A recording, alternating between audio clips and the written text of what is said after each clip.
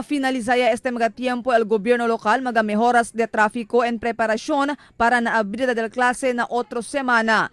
Asungo con el OIC City Administrator Dr. Elmir Apolinario, taas sila con el plano en coordinación con el mando policía local y mga oficiales del diferentes eskwela na syudad. Ta konsentra según sila ng mga lugar tiene problema na trafiko, igual el centro del pueblo, Santa Maria, Tumaga y Divisoria.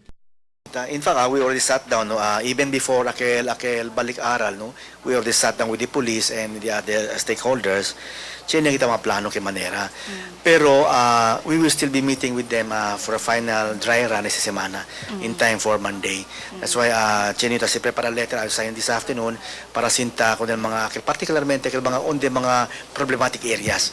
Asigún con Apolinario ay man-deploy también sila con todo el mga traffic aid. Magatanot, ita-recommenda también sila que tiene full visibility el mga pulis para maneja con el tráfico durante el abrida del clase.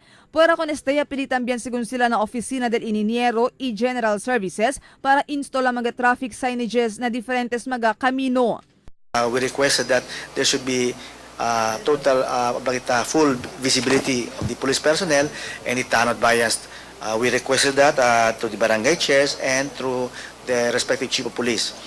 Segundo parte, el mga traffic aids to be in full force out there together with the RMO, mga personnel to help out also. Ay arregla también según sila con el mga parking area na centro del pueblo, siendo uno ese del mga taase mas trambulicaw con el tráfico na pueblo. Tabusca también según Aura un lugar el gobierno local donde puede relocar con el mga paradahan del diferentes mga jeep de pasahero. Asegun con Apolinario, plano del gobierno local Aura para kitaya con todo el mga paradahan o terminal del mga vehículo de pasahero na centro del pueblo. Ya kita kanila Changi, Chapuera, so kaya tamila kita ara cosa bueno.